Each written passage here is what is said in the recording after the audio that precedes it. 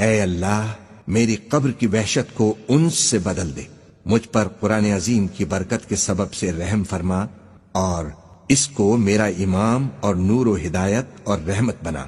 اے اللہ اس میں سے جو بھول گیا ہوں مجھے یاد دلا، جو میں نہیں جانتا اس سے مجھ کو سکھا اور اس کی تلاوت نصیب فرما دن اور رات کے وقتوں میں، اور اس کو میرے لیے دلیل بنا دے۔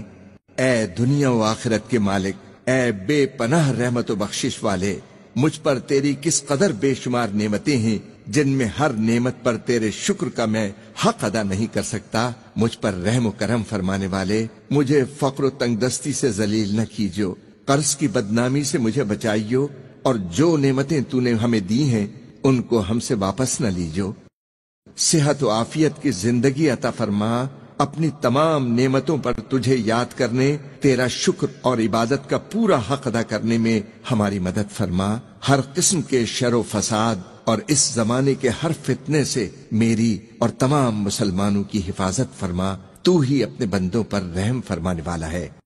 اے اللہ ہمیں ہدایت نصیب فرما، ہمارے ظاہر و باطن کی اصلاح فرما تاکہ ہم گمراہیوں سے دور رہیں، اور ان مقبول بندوں میں ہمیں شامل فرما جو سچے دل سے ایمان لائے۔ تو پاک اور بے عیب ہے، ہم تیری نعمتوں کا شمار نہیں کر سکتے، ہم تیری نعمتوں کے شکر کا حق ادا نہیں کر سکتے۔ تو ہی سب سے زیادہ رحیم و کریم ہے اور ہر مانگنے والے کو سب کچھ دینے والا ہے۔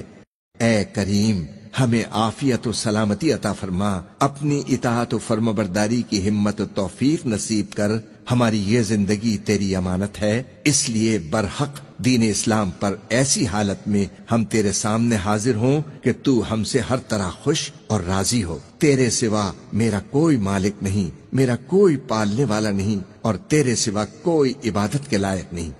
اے اللہ تو ہی آسمانوں اور زمین کا بنانے والا ہے اور دنیا و آخرت میں ہمارا مالک و مددگار ہے۔ اس تمنا کو قبول فرما کہ سچے مسلمان کی طرح ہمارا انجام بخیر ہو، تیرے نیک اور مقبول بندوں کی رفاقت حاصل رہے۔ تو نے ہر چیز کو اپنی رحمت میں لے رکھا ہے، تو ہر چیز سے باخبر ہے۔ تیری بتائی ہوئی راہ پر ہمیں ہمیشہ چلنے، گناہوں سے بچنے اور توبہ کرنے کی توفیق عطا فرما۔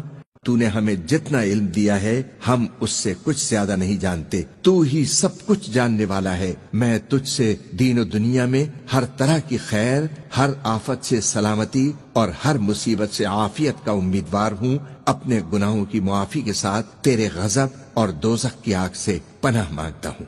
اس کلمے پر میری زندگی ختم ہو۔ اشہد ان لا الہ الا اللہ وحدہ لا شریک لہ وَأَشْهَدُ أَنَّ مُحَمَّدًا عَبْدُهُ وَرَسُولُهُ۔ آمین ثم آمین۔